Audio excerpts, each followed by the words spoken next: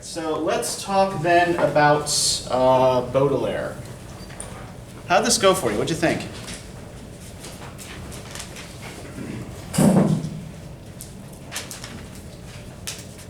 It's very descriptive. Okay, that's one word for it, right? Yes, it is very descriptive. Overwhelmingly descriptive. Yeah, he's very graphic. His style is in a lot of ways very visual. He likes painting little pictures for you with words. Like the F word. What's that? Like the F word. Yeah. Kind of like I was like, did I read that? Yeah, he has no problem with profanity. And yet, like he does not shy away from disgusting, shocking, or disturbing subject matter. He doesn't shy away from using profanity, right? The content seems to be designed to shock, right? To upset. And yet, the form of his poems is always really, really tight. Very, very carefully crafted rhyme schemes, which come through a little bit more in the original French than in translation. Very traditional poetic patterns in a lot of ways.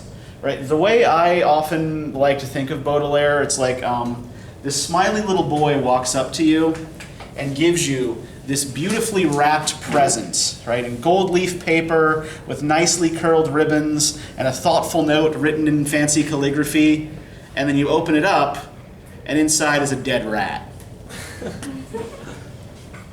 So, this isn't just poetry that aims to shock or aims to disgust, right? He is aiming to shock with a particular purpose, a particular aesthetic purpose in mind. Now, it might help to talk a little bit about context here. The dominant social class of, where's my black marker? Oh, here we go. The dominant social class in Europe Western Europe for much of the 19th century are the people whom we call the bourgeoisie, right? So by and large, educated middle-class professionals.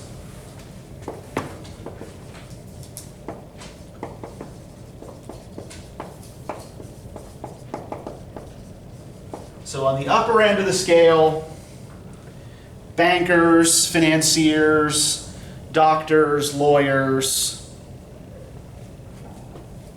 politicians.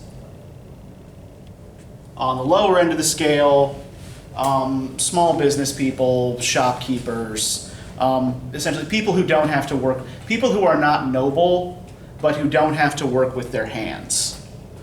That's what the European meaning of middle class is, by and large, right? In the US, we tend to think everybody's middle class, regardless. Bless you.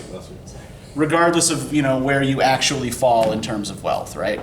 Oh, I'm middle class. Well, in Europe, they have a much sort of stronger distinction, sort of between classes. So the bourgeoisie are the dominant class of the 19th century, and their dominant set of values, really, is based around a philosophical system called utilitarianism.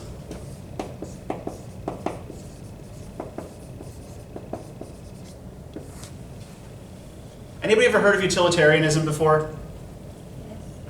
Okay, you have heard of utilitarianism, Sarah. What is utilitarianism? Do you know? Is that where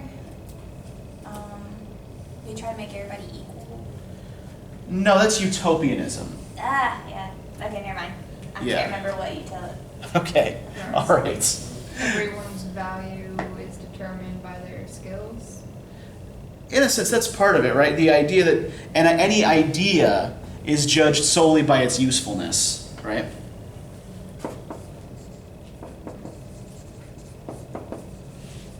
And by usefulness, what is usually meant by in utilitarian parlance is something that reduces pain and maximizes pleasure. Right? A utilitarian philosopher believes that human beings are motivated by two things: the desire to avoid pain and to achieve pleasure. That's it. Right? So we try to avoid punishment and gain rewards for our quote-unquote good actions. Now, from an artistic standpoint, what this usually results in is a kind of devaluing of the arts. Right? A utilitarian philosopher, in fact, the utilitarian philosopher, a guy by the name of Jeremy Bentham, argued that poetry, painting, sculpture, all of these things were actually undesirable in a perfect utilitarian society because they gave pleasure only to that class of people who knew how to understand them. Right? So Bentham argued what you ought to do instead of promoting higher artistic pursuits is promote simple children's games that everyone can enjoy and understand. So on the one hand, these are the values of the dominant class at the time, right? Everything is subjected to considerations of use value. Everything is subjected to the need to make money, to make and accumulate more money. Now, on the other hand, you also have a reaction against romanticism. The utilitarian viewpoint is one reaction against romanticism. What Baudelaire is doing is another.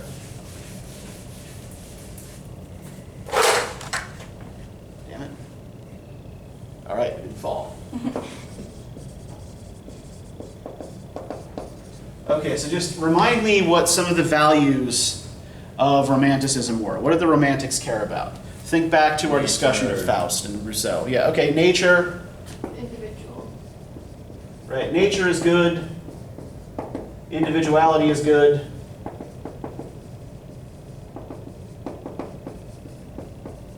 Originality is good.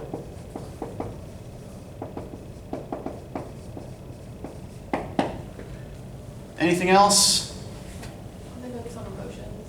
Yeah, feelings. Strong and powerful feelings. Right? To feel more powerfully than you think for a romantic is often a good thing, right?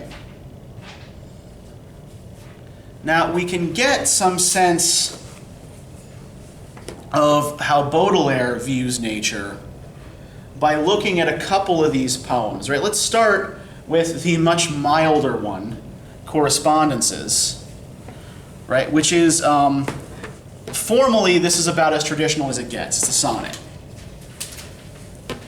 Right? Can I get a volunteer to read this on page 469? I promise. This is one of the ones that doesn't have any swear words in it. Yes, Jonathan.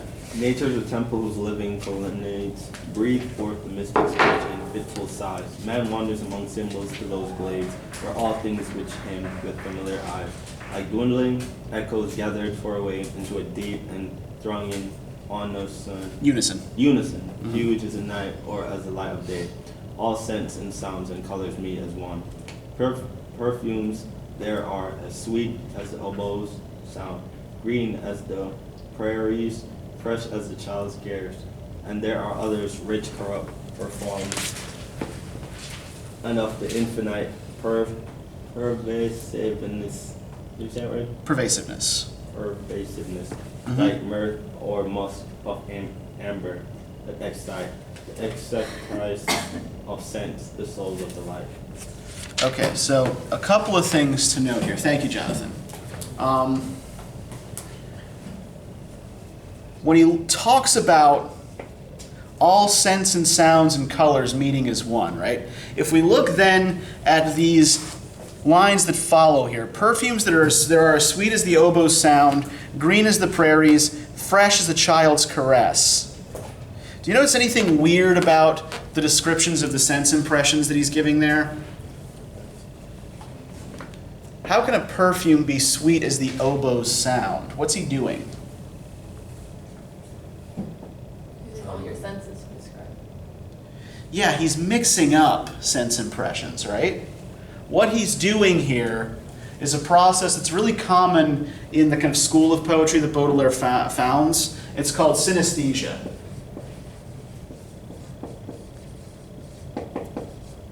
Synesthesia. And synesthesia is essentially kind of blending or confusing of sense impressions. Right? Mistaking one sense impression for another. Some people actually experience this as a neurological disorder. The Russian composer Nikolai Rimsky-Korsakov, for example, tended to hear musical notes as colors. And so he would compose in colors, and someone else would have to translate it into actual musical notes for him. But this is a common tactic in aestheticist or decadent poetry, aestheticist or decadent art. More on what those terms mean in a second. Now, the other thing to note here, myrrh, musk, and amber, what are these things?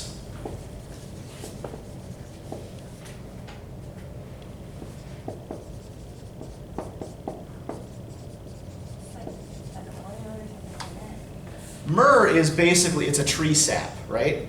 It's this disgusting gloppy stuff that comes out of a tree. And it's sticky, and it, will, you have to, if it gets in your hair, you have to cut it out, and it's unpleasant, right? What about musk? Is that the secretion of male musk deer? Yeah, it's essentially a deer's ass sweat.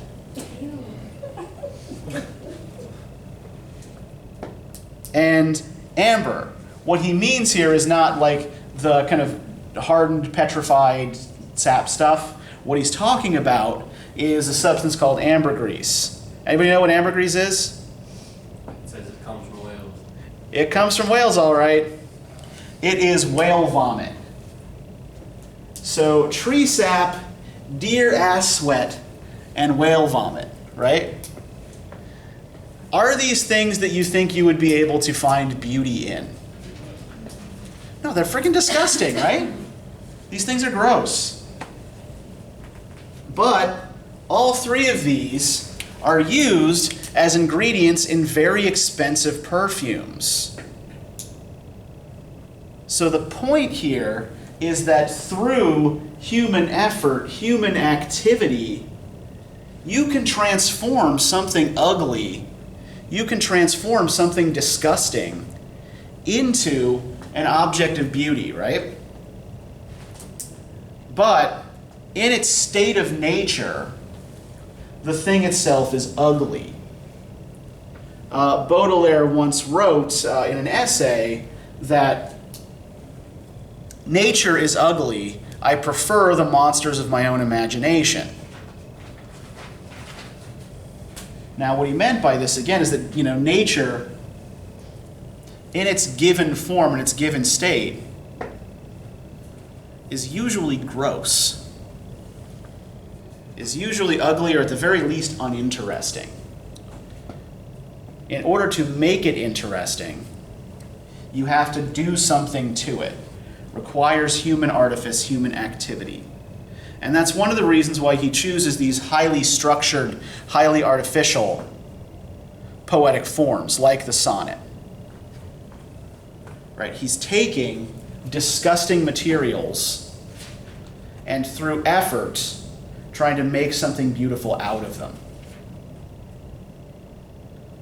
Does this make sense so far? Okay. Now, in what way is this a reaction to Romanticism? Well, let's think about Faust, for example, right?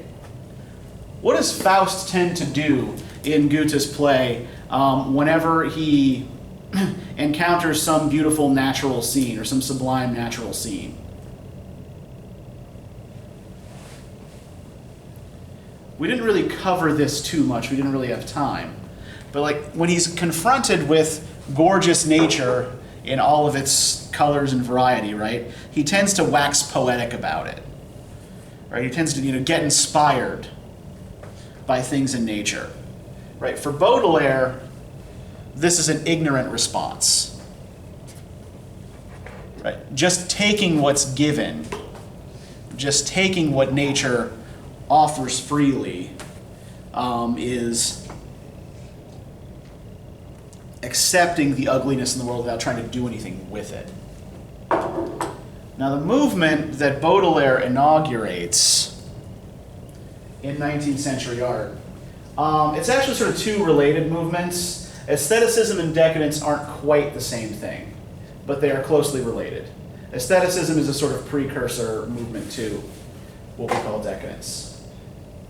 Now, aestheticism is essentially an artistic doctrine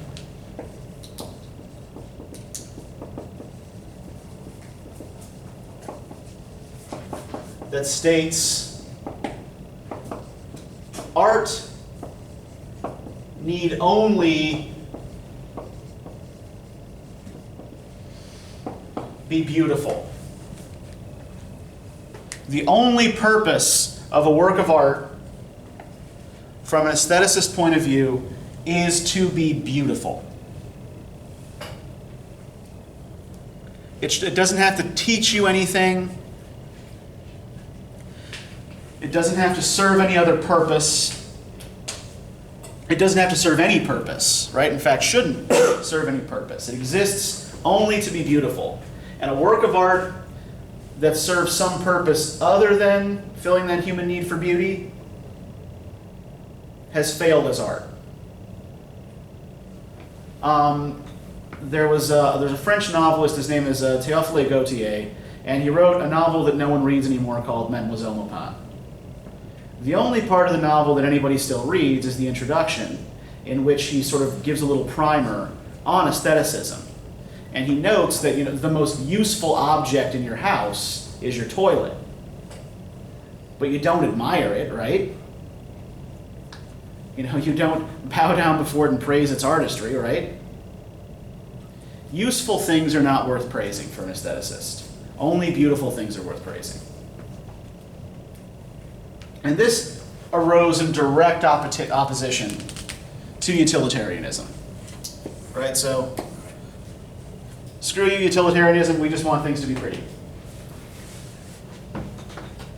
Now, decadence, on the other hand, is something we can perhaps see more clearly illustrated in Baudelaire's work, or at least the selection of it we have here.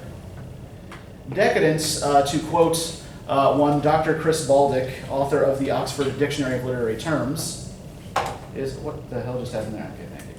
A state of decay shown in either the inferior literary quality or the looser moral standards of any period's work compared with a preceding period. So decadence is usually used to indicate a sort of falling off, right? Either in moral standards or artistic standards. In fact, if we take the first two syllables off of decadence, right, what word do we almost have? Decay. Decay, yeah, and they come from the same root word, right? So decadence does refer to a kind of decaying. But for a decadent artist, that decay is productive, right? If you think about flowers or fruits, right? When do flowers smell the sweetest? When do fruits taste the sweetest? When they're about to be done for. Yeah, when they're very ripe, right? And the process of ripening is itself a process of decay. Right? So have you ever eaten a banana that's just slightly too ripe and it's almost like sickly sweet? Yeah, what a decadent artist is trying to do is squeeze the last few little bits of sweetness out of that overripe banana, right? Or out of that overripe plum. Right, so just before society finally rots, just before society finally falls apart, we are going to squeeze the last little bits of juice that we can out of it and try to make something beautiful out of it. So, a couple of typical features of decadence. Now, one thing it shares in common with Asceticism is the idea that first, things that are artificial are better than things that are natural. Right. Things that you have to make are better than natural beauty. Now, related to this, they're very much interested in objects or processes that alter the natural states of things. So you will often find references to drugs and alcohol,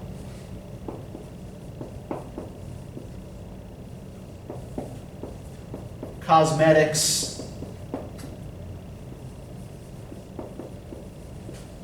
cultivated flowers, not wildflowers,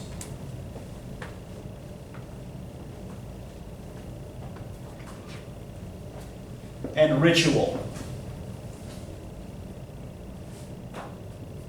Right? They're not so much interested in the things the concepts the ritual is supposed to honor, as they are just in the process of ritual itself, right? This is this weird and interesting aesthetic practice that human beings have. They often focus on fleeting pleasures and on the inevitability of change.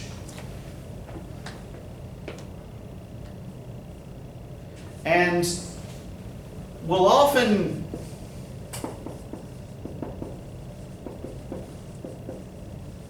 describe or reference what in the 19th century would have been considered deviant sexual practices. Right? This is all parts of making life more interesting by using human activity to make it weird. Right? It's a kind of process. All of this is part of a kind of process of defamiliarization. Right? You take the world as it's given, and the only way to make it more interesting, to make it enjoyable, is to make it strange. To make it into a world that you no longer recognize. Now, the motivation for this, we can see if we look at To the Reader on page 468. Now, this was the introduction to Baudelaire's best-known volume. It's called Fleurs du Mal in French, Flowers of Evil in English. And I think this is the one that you were first referencing at the beginning of class, Jonathan.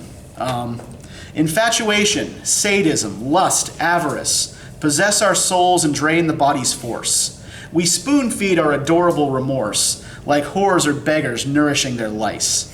Our sins are mulish, our confessions lies. We play to the grandstand with our promises. We pray for tears to wash our filthiness, importantly pissing hogwash through our styes. The devil, watching by our sick beds, hissed old smut and folk songs to our soul, until the soft and precious metal of our will boiled off in vapor for this scientist. Each day his flattery makes us eat a toad, and each step forward is a step to hell, unmoved, though previous corpses in their smell asphyxiate our progress on this road. Like the poor lush who cannot satisfy, we try to force our sex with counterfeits, die drooling on the deliquescent tits, mouthing the rotten orange we suck dry.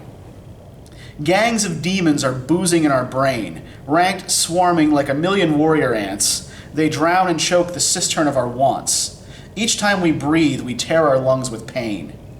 If poison, arson, sex, narcotics, knives have not yet ruined us and stitched their quick, loud patterns on the canvas of our lives, it is because our souls are still too sick. Among the vermin, jackals, panthers, lice, gorillas, and tarantulas that suck and scratch and snatch and defecate and fuck in the disorderly circus of our vice, there's one more ugly and abortive birth. It makes no gestures, never beats its breast, yet it would murder for a moment's rest and willingly annihilate the earth. It's boredom. Tears have glazed its eyes together. You know it well, my reader. This obscene beast chain smokes, yawning for the guillotine. You, hypocrite reader, my double, my brother. So, some critics of Baudelaire, some readers of Baudelaire, have taken this poem to mean that Baudelaire believes human beings are motivated primarily by perversity and evil. But I would argue that there's something else actually going on here, that that's not the primary motivator that we see in this poem. What is it that motivates people to keep doing the same horrible things over and over and over again? Boredom. Yeah, it seems pretty clear, right? That what's actually to blame here, the actual prime motivator of all human activity, as described in this poem, is boredom. Now, it's rendered here by the translator in capital letters.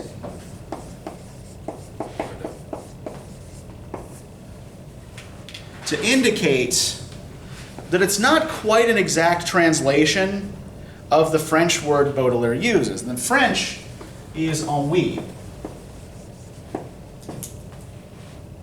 Now, ennui does mean boredom, but it's not just simple, I don't know what to do with myself boredom. Is anybody familiar with the term ennui? Anybody know this word? How is ennui different from simple boredom? It's intellectual's dissatisfaction with life. Yeah, it's a total dissatisfaction with the world as you find it, right? You're not just bored, you're sick of everything. It's more about world weariness than it is simple boredom.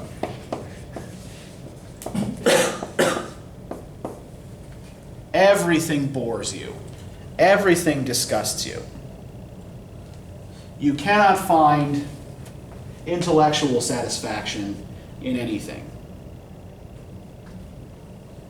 And so for Baudelaire, this is, the reason the translator renders this in all caps, right, is to illustrate, right, we're talking about big boredom here, not little boredom.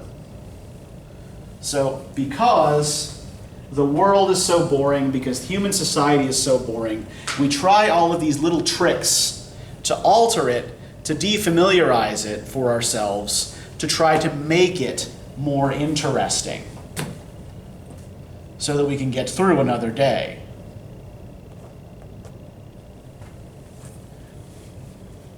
Now, is this a poem purely of blame? Is he addressing this criticism solely at the readers? Like, you, reader, suffer from ennui. No, he says he's the same way. Yeah. My double. Yeah, you, hypocrite reader, my double, my brother. Yeah. He includes himself in his sort of general harangue against humanity, right? I'm terrible, and you're just like me. So we're all terrible. Everyone is terrible. And everyone does terrible things just to just to reduce the amount of world weariness that they feel.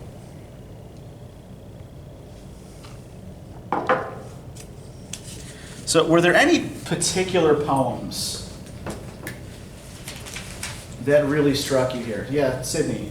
Is her hair about, it's like very, I don't know what to think about it because it looks like it's nasty, but Okay. Well, what in this suggests nastiness to you? when he says, I plunge my head enamored of his pleasures in this black ocean where the other eyes, my soul spirit. Okay. So I think basically the question you're asking is her hair pubic hair rather than head hair? Yeah. And I would say the answer is probably yes and no.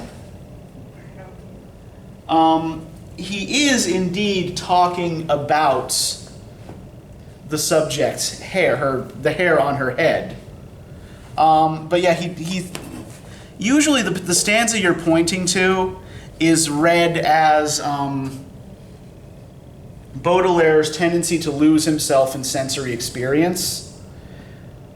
And yeah, critics don't usually bother to address what kind of sensory experience he's losing himself in.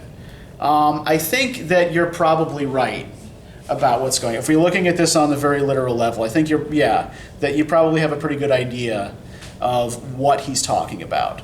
But one of the important things about this poem is Baudelaire's tendency to look at the human body, particularly the female body, as a collection of parts.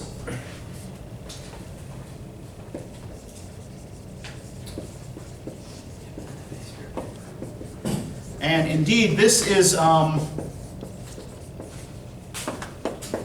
one of the things that often gets him accused of misogyny, right? That he is not able to look at women as individual subjects, as independent agents, but only as collections of physical parts.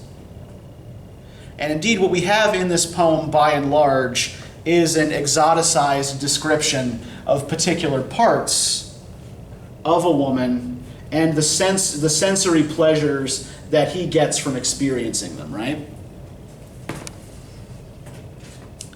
Now, what about, let me ask you this, was there any poem that particularly disgusted you? A carcass. Yeah. There are similar things going on in A Carcass, right? And the thing I love about this poem, the thing I enjoy most about this poem, is just the very kind of sing-song melody of the verses, right? Remember, my love, the item you saw that beautiful morning in June. By a bend in the path, a carcass reclined on a bed sown with pebbles and stones. Her legs were spread out like a lecherous whore, sweating out poisonous fumes, who open and slick invitational style her stinking and festering womb. It reads almost like Dr. Seuss, right? But like this kind of alternate universe Dr. Seuss. Like this kind of the same kind of nursery rhyme cadence, right? The sun on its rottenness focused its rays to cook the cadaver till done, and render to nature a hundredfold gift of all she'd united in one. And the sky cast an eye on this marvelous meat, as over the flowers in bloom. The stench was so wretched that there on the grass you nearly collapsed in a swoon. The flies buzzed and droned on these bowels of filth, where an army of maggots arose, which flowed like a liquid and thickening stream on the animate rags of her clothes. And it rose and it fell and pulsed like a wave, rushing and bubbling with health. One could say that this carcass, blown with vague breath, lived in increasing itself. And this whole teeming world made a musical sound, like babbling brooks in the breeze, or the grain that a man with a winnowing fan turns with a rhythmical ease. The shapes wore away as if only a dream, like a sketch that is left on the page, which the artist forgot and can only complete on the canvas with memory's aid. From back in the rocks, a pitiful bitch eyed us with angry distaste, awaiting the moment to snatch from the bones the morsel she dropped in her haste. So, on the one hand, like this is a comically disgusting description of a dead woman's corpse, right? Yeah. But what's going on with the corpse? What is one of the first things he focuses on in his description of the corpse? One of the first parts. Okay, yes, it stinks. So there is that strong sensory impression. This thing smells horrible. But if we look in the second stanza there, what is he drawing attention to? Position. Pardon? The leg position, right? Yeah, the way she's positioned. And her stinking and festering womb as well, right?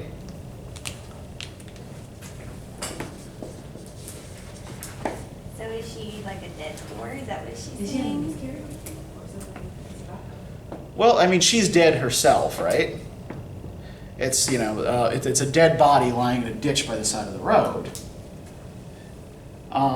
Poised as if prepared for sexual activity, but he notes in particular the stinking and festering womb. Right, and then if we look at what else is going on with the corpse, it flies buzzing and droning around, an army of maggots, right? the clothes and the clothes still rise and fall. Bloated. What's that? It's bloated, yeah. It's swollen. There's the- waist. Talking about it. There's the dog waiting nearby to grab a piece of it. So what does this disgusting dead thing nonetheless bring into being? Life.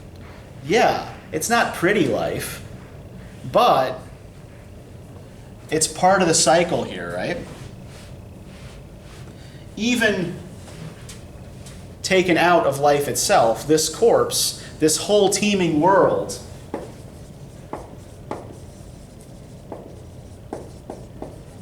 right, lives in increasing itself. Right, through the process of decay, this body breeds new life. And then we get a turn, a shift in imagery here, right? And you, in your turn, will be rotten as this, horrible, filthy, undone. O son of my nature and star of my eyes, my passion, my angel in one. Yes, such will you be, O regent of grace, after the rites have been read. Under the weeds, under blossoming grass, as you molder with bones of the dead. Ah, then, O my beauty, explain to the worms who cherish your beauty so fine, that I am the keeper for corpses of love, of the form and the essence divine. So what's going on here? Is that him telling his girlfriend or wife at the time that you're going to be like that too one day? Yeah. Hey, that's going to be you someday. Yeah. Such a lovely and romantic thought, right? It's like, here, honey, I wrote you this poem. Yeah. It's like there are these Marxist Valentines that are on a website, and every Valentine's Day, I send my wife like a picture of Karl Marx. Says, roses are red, so is the state. Let us be comrades because you are great. Or this one says, Leon Trotsky thinks you're hotski, right? And she's so bloody sick of it. She's like, why can't you just give me flowers like a normal thing? But it's the same sort of thing going on. It's like, why don't you just give her flowers, Baudelaire, right? Instead of comparing her to this corpse. But what's his point in comparing her to the corpse, right? Is this just gratuitous, haha, you'll be disgusting one day? You give life to others someday as well, I guess. Okay, that she'll give life to others, somebody, under the weeds, under blossoming grass, as you molder with bones of the dead, right? So as she decays, she too will give new life to other things. Ah, then, O my beauty, explain to the worms who cherish your body so fine, that I am the keeper for corpses of love, of the form and the essence divine. What does he mean there?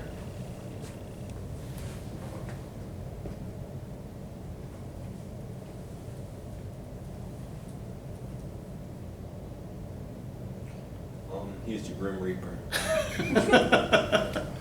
Actually, he's kind of the opposite. How many of you are familiar with the Shakespeare sonnet that starts, "Shall I compare thee to a summer's day?"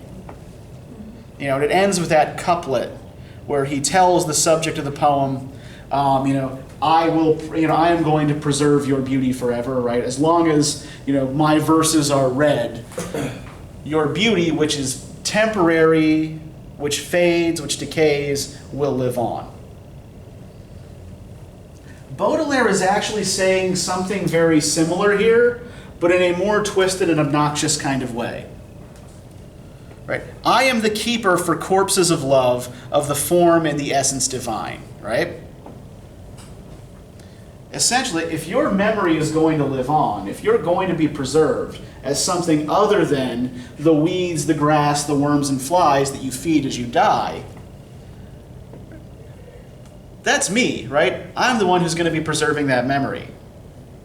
Your only immortality is to be found in art. Your only immortality is to be found in the creations of the artist. So without me, you're worm food. With me, you're worm food too, but without me, you're nothing but worm food.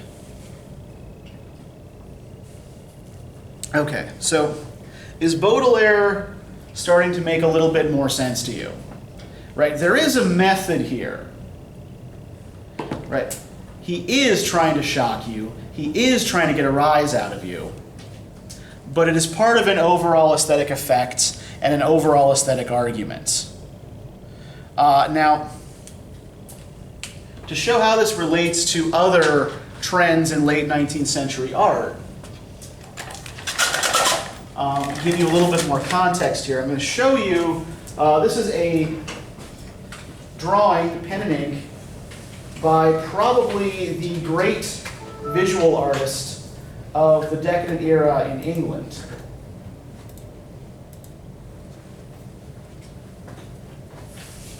It's called The Powder Puff. The artist's name is Aubrey Beardsley. And Beardsley is best known for contributing drawings to a periodical called The Yellow Book that was the primary circulator of decadent art, decadent ideas in late 19th century England. He also illustrated several of Oscar Wilde's books. So I just want you to have a look at the picture here and tell me anything you note about it that appears particularly interesting or appears very typically decadent.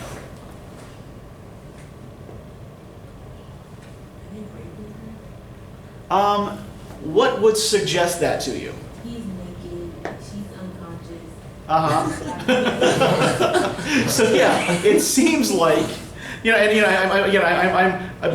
not saying that no, that's not what's happening. I'm saying that I just want you to focus on specifics, right? Okay, so yeah, there is certainly a kind of threat of sexual violence here, right? We've got this naked demon-looking thing, and this clown thing helping him, right? And they're carrying between them the nude, reclining, unconscious form of a woman. All right, what else do you notice here? Decadent art says something about cultivated flowers, and there's flowers in the thing below. Yeah, there are these artificial flowers here, right? Carved flowers. What is this? They're like a makeup compact. Yeah, exactly. It's a powder case, right? You have a little powder puff here. You put it in, you powder your face and all that, right? And what does the figure's relationship with this powder case seem to be? It's gonna be her tomb. Yeah, it's a coffin, right? These three words on the bottom here, fin, right? Does anybody know what that means? Yep, it's French for end. So they're about to lay her to rest in this cosmetics case. How realistic do any of these figures look? That's another feature of decadence, right? Is that decadent art, figures tend to be very highly stylized, right? They don't look real. They're not meant to look like real people. They're meant to look like art. If you had to connect this to a particular kind of cultural influence, where would you think this would be coming from? Like some non-European influence. What does it look like to you? It seems kind of Asian inspired. Yeah, we've got the little something that looks like a kanji up here at the top. The figures kind of look like figures in Japanese painting. Yeah, Beardsley was very much influenced by Japanese art.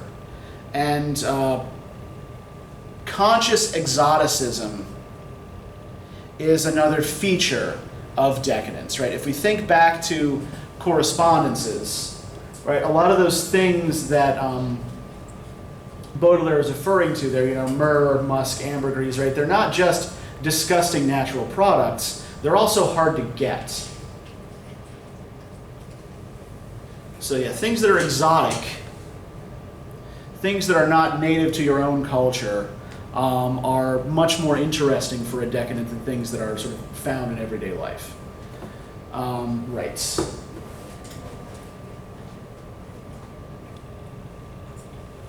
So how many of you have ever read Edgar Allan Poe? Okay, Baudelaire was actually one of the first people to regard Poe as a writer worth reading, as a writer who was worthy of study. And he's really the guy who made Poe's reputation in Europe. He was the first person to translate Poe's stories into French. And there's a really big influence coming from Poe on much of Baudelaire's work. Now, those of you who are familiar with Poe, what's Poe's most characteristic image? Like what, for example, do most of his poems tend to center on? Death. Death, yes. Can we be a little bit more specific than death? Who's usually dead in a Poe? Yeah. He's really, really imaginatively fixated on beautiful dead young women, right? If you look at poems like The Raven or Annabel Lee, right, they're almost always about beautiful dead young women, at least in some oblique way. There's a female corpse in there somewhere. So Poe was also, he was an aesthetic theorist. He was hired frequently to give lectures on composition. And one of these was published as an essay called The Philosophy of Composition. This is another one of the things that Baudelaire translated into French. Right, so in The Philosophy of Composition, Poe writes, "Beauty is the sole legitimate province of the poem. When indeed men speak of beauty, they mean precisely not a quality, as is supposed, but an effect. They refer, in short, just to that intense and pure elevation of soul, not of intellect or of heart, which is experienced in consequence of contemplating the beautiful." So we see here some of the roots of this aestheticist idea, right? That art needs only to be beautiful. But is it very clear here what he thinks the effect of beauty is supposed to be? It elevates the soul, not the intellect or the heart. What does that mean? And I mean, I'm asking this as an honest question, right? Because this is a passage that confuses me too. Say it one more time. Okay, yes, sure. Beauty, when indeed men speak of beauty, they mean precisely not a quality as is supposed, right? So not something that is inherent in a work itself, but an effect, right? So he's referring to beauty as something a work does to you. They refer, in short, just to that intense and pure elevation of soul, not of intellect or of heart, which is experienced in consequence of contemplating the beautiful. So I think what he's saying is that when you see somebody and you feel that, oh my God, it's beautiful, it's that elevation of soul, you feel light inside. He's talking about that it's in beauty, I guess, in the eye of the beholder, That's what I think of it as, is what he's trying to say. Like, it's spiritual. Yeah. Okay, so it's a sort of sense of spiritual elevation that you get in contemplation of the beautiful object. That's right. So it's not about your feelings, right? It's not about heart. It's not something that moves your heart. It's not something that moves your intellect, right? It's not an argument that really grabs you. It's not something that really teaches you anything. It's this kind of fuzzy spiritual experience. That's what it sounds Well, like. isn't that based off feelings? Yeah, it seems really hard to separate those two things, right? Yeah, how is this not a kind of intense emotional ecstasy? Right? To an aestheticist, the contemplation of beauty should be sort of detached. But then, of course, if you are detached from the beauty that you're looking at, then the pleasure you're taking in it is primarily intellectual. Because Like even when you said spiritual, like elevation, to me that spoke inspiration. But inspiration is like a feeling too. Like when you see something beautiful, you're inspired by it to like Yeah. come off. So it's a weird and fuzzy definition, right? It's really kind of hard to get at what Poe means by elevation of soul, because it's hard to talk about these sorts of things without talking about the intellect or the heart. Now he goes on to write, regarding then beauty as my province, my next question referred to the tone of its highest manifestation, and all experience has shown that this tone is one of sadness. Beauty of whatever kind, in its supreme development, invariably excites the sensitive soul to tears. Melancholy is thus the most legitimate of all poetical tones. So this is a kind of, on the one hand, he's developing what he thinks beauty is supposed to do to you, but he's bringing it closer again to the realm of feelings, right? Now, when he talks about sadness, or when he uses melancholy to mean sadness, I'm putting this right under ennui for a reason.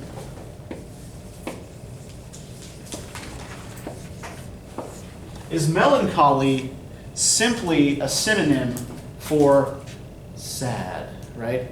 Is sad panda the same as melancholy panda? No, right?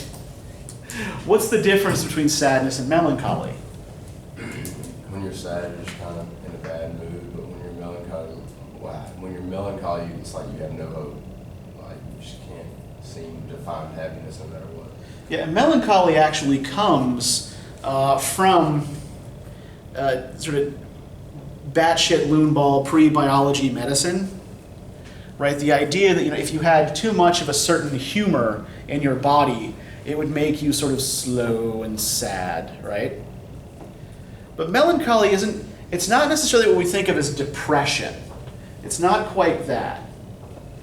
Melancholy is a kind of aesthetically pleasing sadness.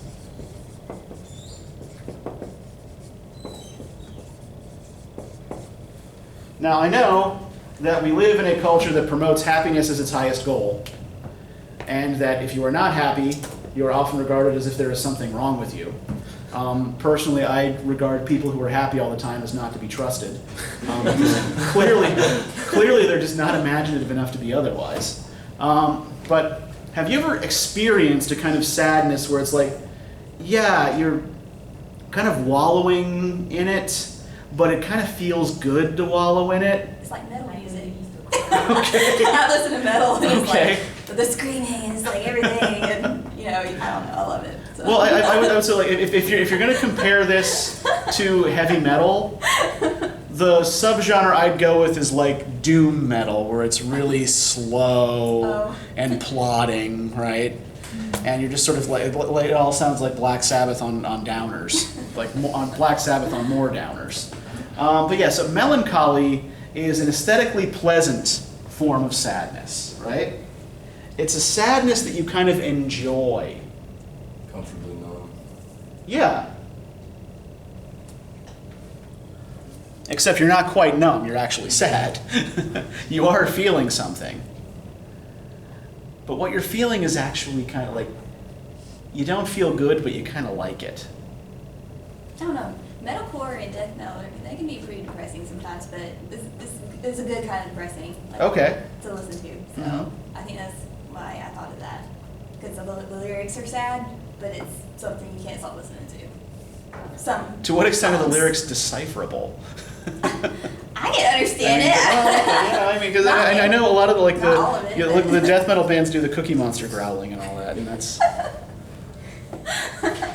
the main appeal, right? But anyway, so this elevation of melancholy as the highest aesthetic goal of the artist is really Poe's lasting contribution to the idea of decadence, right? Now, the reason we spend time on Baudelaire in this class, the reason we're looking at Baudelaire in this class, is that he provides a sort of bridge between the concerns of Romanticism, right, in his sort of inversion of romantic values, right? Everything the Romantics like is bad. But his insistence on viewing the human subject as a sort of variety of disparate parts, right? We will see that come up again when we look in I think, is it next week we're going to be looking at Kafka, right? Or the week after? So I think we're doing, It's after Halloween, okay, so, right, so November 3rd. the next thing we're doing is Dostoevsky, right? Okay, so we're doing the Dostoevsky for 2 days. And then what's after the Dostoevsky? Ibsen, Ibsen. Okay, right, I threw Ibsen in there, yes. Marinetti, Zara, and Breton. Okay, so right, so when we get to the late 19th century, early 20th century stuff, all of this is going to come back. All right, does anybody have any questions or concerns about Baudelaire? Or are you just happy to put him to rest and not have to think about him for a I little while? like this stuff. But All right. So yeah, so we'll let you go. I have some reading questions for you. Yeah, so go somewhere and try to feel better. I like how he put the words together, like even though they meant something else. I really like this stuff. Yeah, I mean, as a poetic craftsman, he's incredible. as a human being, he's terrible. Well, and he would probably have agreed with you. But then he would also probably tell you that as a human being, you're terrible. Yeah.